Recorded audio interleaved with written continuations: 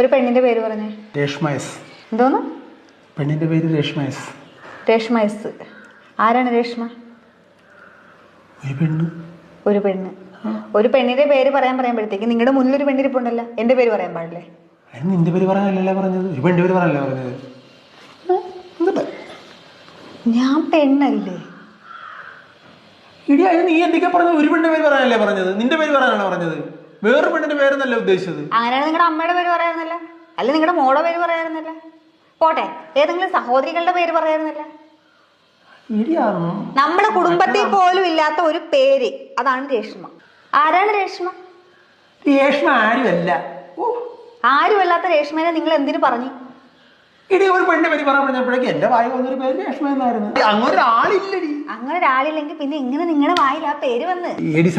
10ാം ക്ലാസ്സിൽ ഉണ്ടായിരുന്നതാണ്. അപ്പൊ നിങ്ങളുടെ ഫോണൊന്ന് ചെക്ക് ചെയ്യേണ്ടി വരും.